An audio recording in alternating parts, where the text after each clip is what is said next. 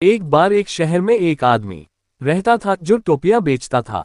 वह आसपास के सभी कस्बों और गांवों में टोपियां बेचने जाता था।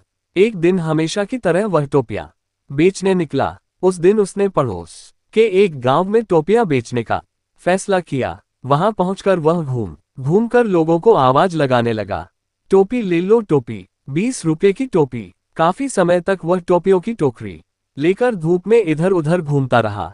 फिर दोपहर हो गई और खाना खाने के लिए वह एक पेड़ के नीचे रुका। खाना खाने के बाद टोपी वाला पेड़ के नीचे कुछ देर आराम करने के बारे में विचार करने लगा। उसने टोपियों की टोकरी पास में ही रखी और झपकी लेने के लिए टोपी वाला जानता नहीं था, लेकिन उस पेड़ पर बंदरों की एक टोली रहती थी। जब टोपी वाला सो गया तो धीरे से एक बंदर पेड़ से नीचे उतरा। उसने टोपियां देखकर अपने साथियों को इशारा किया और वे सब भी नीचे उतर आए। सभी बंदरों ने टोकरी से सारी टोपियां निकालकर पहन ली और वापस पेड़ पर चढ़कर खेलने लगे। थोड़ी देर बाद जब टोपी वाला उठा तो अपनी टोकरी खाली देखकर चौंक गया। उसने आसपास हर जगह अपनी टोपियां खोजी।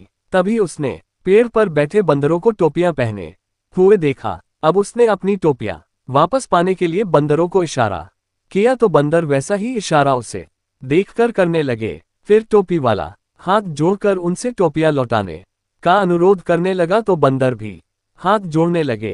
टोपी वाला इस तरह के कई तरीके आजमाकर परेशान हो गया, पर बंदर तो ठहरे बंदर वे टोपियां लौटा ही नहीं रहे थे।